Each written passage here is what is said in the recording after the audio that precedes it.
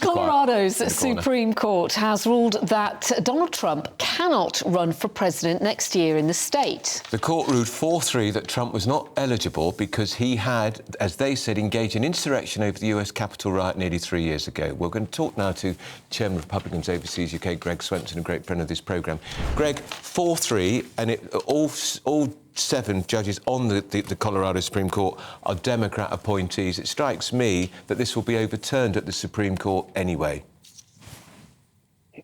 I agree with that, Andrew. I think that it's very likely to go to the Supreme Court, and it's likely to go there quickly. And I do agree with you that the Constitutionalist Court, or at least the 6 Constitutionalist judges are likely to overturn it. So I don't think this is going to stick. But I think it's a message that's, it's disappointing that the Democrats who claim to want to preserve democracy are actually trying to de-emphasize the democratic process and let the voters decide who should be their elected politicians. This will play to his strengths, though, won't it? Because he'll say, I'm a victim, it's a Democrat plot, it's being orchestrated by sleepy Joe Biden in the White House, who probably didn't even know it was happening, frankly. Absolutely. I mean, this will probably give him another bump in the polls. He's obviously gotten major bumps from the indictments and, of course, the mugshot. But remember, by the way, I don't, as you know, I'm not supporting President Trump in the primaries. I'd rather see Ron DeSantis be elected or win the nomination and the White House. I think he'd be a better president. But that doesn't mean I want unelected bureaucrats or judges or a weaponized justice system to decide who should be on the ballot or not. So I think this is a mistake. It probably backfires against the Democrats, and I don't think it's going to stick anyway. Greg, it's significant, though, isn't it? Because it's the first time in history that Section 3 of the 14th Amendment has been used to disqualify a presidential candidate. That's right. Yeah, and it's not unlike the Democrats to look for these sort of obscure amendments in the Constitution. They've done it with the Jones Act, to prosecute Mike Flynn 5 years ago. That hadn't been used in 100 years. And again, we're seeing it with the 14th Amendment, Section 3. I don't know that it's applicable here, but the amendment was obviously designed after the Civil War to address returning Confederate politicians who actually led an insurrection.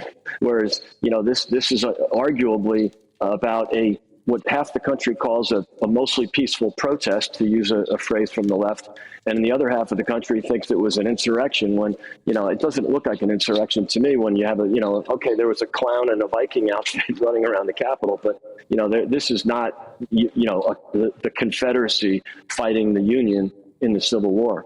And his conviction, he was impeached by the House of Representatives, but that was overturned by the Senate, so there isn't even a conviction for insurrection. Yeah, no, that's a really good point, Andrew, and I think we'll see a little more definition around that as the January 6th trial approaches, and the prosecution wants to take this to the Supreme Court to get a clearer picture on whether he has presidential immunity or whether this is really an insurrection or not. We'll see that in the trial. So, yeah, there's a lot to learn over the next few months. But again, I think it goes back to the Democrats, really using, by any means necessary, trying to stop the president. Now, it's backfired in the near term, but I think the Democrats want Trump to be the candidate, or at least they did a few months ago. Now that it looks like he will be the candidate, they're starting to worry that he could beat President Biden. And that's probably another reason we saw some of these cases that are being prosecuted to get rid of Trump, to get him off the ballot. I don't know that it'll work, but I think there's a real lack of confidence in Biden right now. And you didn't have that 6 or 9 months ago, but there's I think the Democrats are really worried about President Biden's chances. Greg, what do you see could happen, though, if, and OK, we know it's a big if, but if the Supreme Court agrees that this Colorado ruling was right, well, then what could happen next? Could we see many other states trying to follow Colorado's lead? Yeah, it's a great question. In the near term, I'm not worried about it. First of all, they've stayed the decision for now. But I think Colorado is not a big populous state, so it's not really critical to Trump's success or any Republican success in the primaries. The question is, will other states follow? And it's a great one. and I believe that they will. Now, remember, some states have already tried this. I think 7 or 8 states have already attempted to do this. It's always failed. This is the first time it hasn't failed.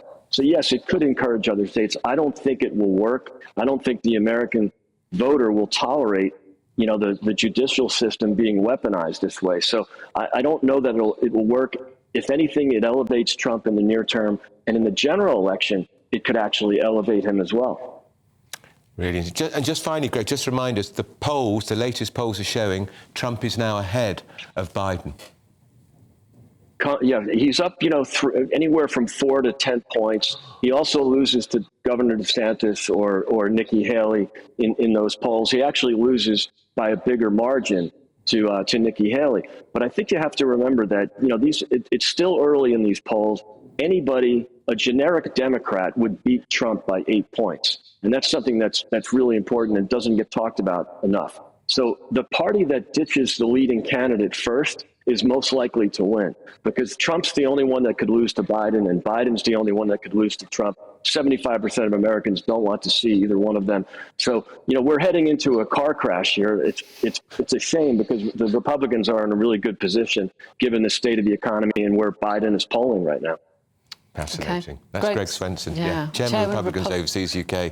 I think it's extraordinary. The world's most powerful nation is going to have these two clowns. Well, he just said we're heading for a car crash. Yeah. And these two clowns are going to be on the ticket again. Stephen Pound, as a former politician. It kind of looks like that. Isn't it heartbreaking? A population of over 200 million. No, over 300. It's 330 million. Yeah, and those are the only people that they can... Exactly. But I think there's a couple of key points here. Firstly, I think your point was very perceptive. He hasn't actually been found guilty of this yet. And the second point, that also the one you made, was that this will simply fire up his core base. Of course it will. They will love it. They will see this as a conspiracy, from the Democrats to try to keep him off the ticket.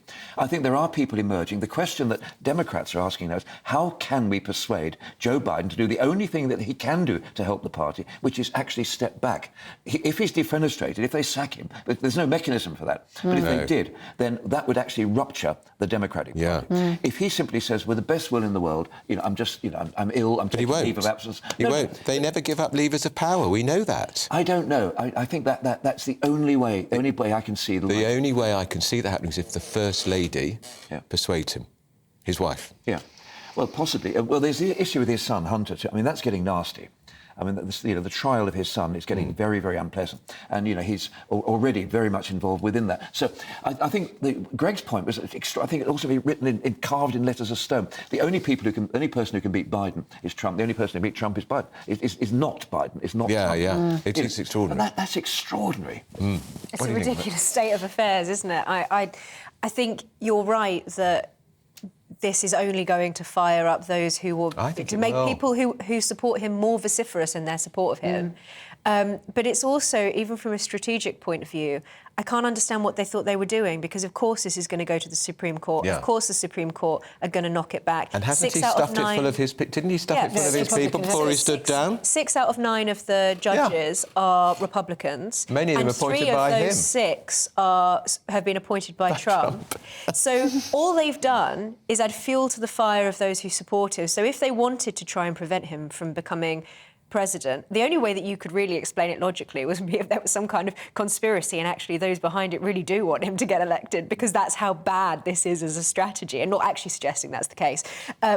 So it's just a ridiculous situation. And he'll be hoping other Democrat states, courts, go the same way. And of course, Colorado isn't really, it doesn't. It's a minor player. It's not pivotal. Doesn't really matter. He lost very Colorado. much I don't think the Republicans ever win Colorado. But it's not a slam dunk that the Supreme Court will overrule this, because there is an issue of states' rights here and states' legislature. They do actually have the power to actually express their own views at the time of the ballot. Don't forget, but they'd be overruling the Senate. The state Senate. Yeah. Well, that's where the interesting thing is going to come, because the Supreme Court will say, well, look, if Colorado wants to do this, how can we stop Colorado doing it? If they simply say we want... What they can say is unconstitutional to bring in this 1869 legislation. Yeah. But it's not a slam dunk by any means, even with the 5-3 Supreme Court balance. I think it is a slam dunk. I think that one of the most important things to say about this is what it says about the political culture of America. Well, because America is thought of as the crucible of democracy. But what this shows is that there are those, and we already know this from other examples, that there are people who want to frustrate the democratic process through legal means, through politicised legal means. And I think, I mean, it is a ridiculous situation that you would have Biden and Trump running against each other, as Greg was saying there, when nobody in America wants either of them to be president. They're going to vote for who they want least. It's just an extraordinary situation. The rise of the independents. I mean, is this the time? I mean, do you remember Ross Perot many years ago? It's such a shame about Ron DeSantis. You just said they're going to vote for who they want least. Yeah. You could apply that to politics here as well when it comes to the next election. The situation here is ridiculous. I know, because despite Stephen Pound's passionate championing of Keir Starmer, he's dull.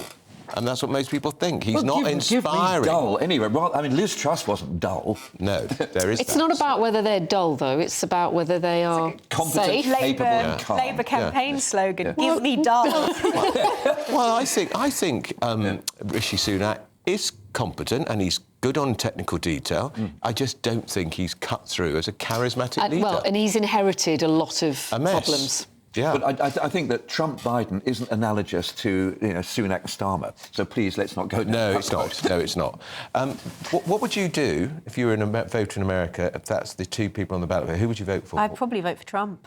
That's interesting. What would you do, Stephen? I'd vote Democrat. Or Yeah, I well, wouldn't you would vote always at all, vote Democrat. but I sure as hell wouldn't vote for Biden. Or you could spoil your ballot. Or you could spoil your paper. I'd possibly spoil my ballot. I'd like to vote for DeSantis if that was an option. Yeah. Or what about the Vivek. Republican guy, the Kennedy, who might run as an independent? Yeah, I think he's a good candidate. He's probably the only Democrat in living memory that I can imagine myself voting for. Nikki if I were in Haley's quite America. impressive, isn't she? Don't you think?